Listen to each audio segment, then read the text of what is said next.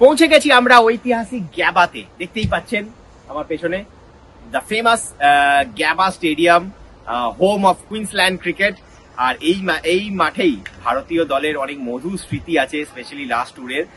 কে ভুলবে ঋষভ পান্তের ওই শটটা যেটা সোজা বাউন্ডারিতে এসে পড়েছিল, এবং গোটা ভারত ওই শটটা সেলিব্রেট, আমরা এখনো সেলিব্রেট করি। যাই হোক, পৌঁছে গেছি আমরা গ্যাবাতে, এবং এই সিরিজ কিন্তু এখন 1-1 আছে। অবভিয়াসলি আপনারা জানেন যে আমরা পিঙ্ক বলে হেরেছি, পার্থে হারিয়েছি অস্ট্রেলিয়াকে। এই সিরিজ কোন দিকে মোড় নেবে তা কিন্তু ডিসাইড করবে এই টেস্ট ম্যাচ। আর সেই পয়েন্ট অফ ভিউ থেকে দেখতে গেলে আমার মনে হয় ভারত কিন্তু খুব একটা পিছিয়ে নেই অস্ট্রেলিয়ার থেকে। কেন সেটা আপনাকে আমি বলছি। এই উইকেটে এখানে কিন্তু ল্যাটারাল মুভমেন্ট, বল বেশি মানে ল্যাটারালি মুভ করে না। বল হ্যাঁ বাউন্স, স্টিভ বাউন্স থাকে, সেটা পারতেও ছিল, কিন্তু বল এখানে বেশি সুইং বা সিম হয় না। তো সুতরাং ভারতীয় ব্যাটারদের যেটা প্রবলেম মেন, সেটা হচ্ছে সিম সুইং এ। বাউন্সে তাদের কিন্তু তেমন কোনো প্রবলেম নেই, যেটা আমরা পার্থেও দেখেছি সেকেন্ড ইনিংসে।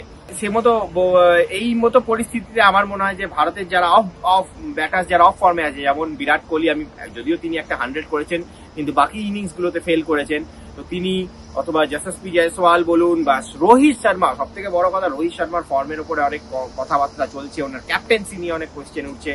রোহিত শর্মার জন্য আমার মনে হয় এটা আইডিয়াল কন্ডিশন।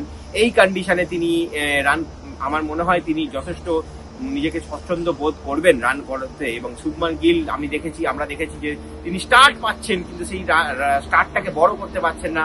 আমার মনে হয় শুভমান গিলের জন্য এগুলো আইডিয়াল কন্ডিশন। আর যদিও ম্যাচের সময় কিন্তু ম্যাচের 5 দিনই আমি বলবো যে বৃষ্টির হালকা এখানে একটা প্রেডিকশন আছে।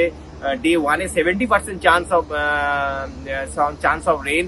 সুতরাং বৃষ্টি কতটা ম্যাচ হতে দেয় বা বৃষ্টি কতটা ম্যাচে এফেক্ট বলে সেটা এখন দেখা থাকবে। কিন্তু আন্ডার নর্মাল সার্কামস্ট্যান্সেস আমি বলবো যে ভারতীয় দল কিন্তু এই ম্যাচে খুব একটা পিছিয়ে থাকবে না, এবং তারা যে পিঙ্ক বলের স্মৃতি সেটা কিন্তু ভুলে এই মাঠে নামতে পারবে। আজকে ভারতীয় দল একটা লম্বা নেট সেশন ছিল, 3.5 ঘন্টার net session.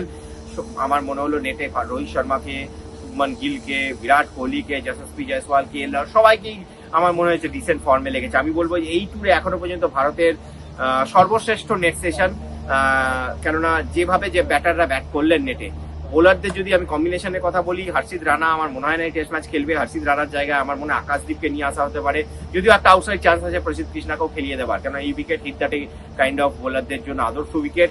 Hit the deck kind of bowler আপনার কাছে প্রসিদ্ধ কৃষ্ণা আছে, অ্যাপার্ট ফ্রম হর্ষিত রানা।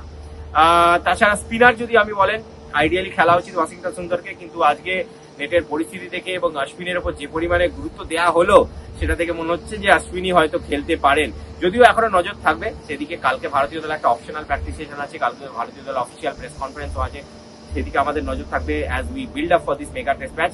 আর আপনারা দেখতে থাকুন রে স্পোর্টস। রে স্পোর্টস এর জন্য ব্রিসবেনের গ্যাবা থেকে আমি সন্দীপন ব্যানার্জি।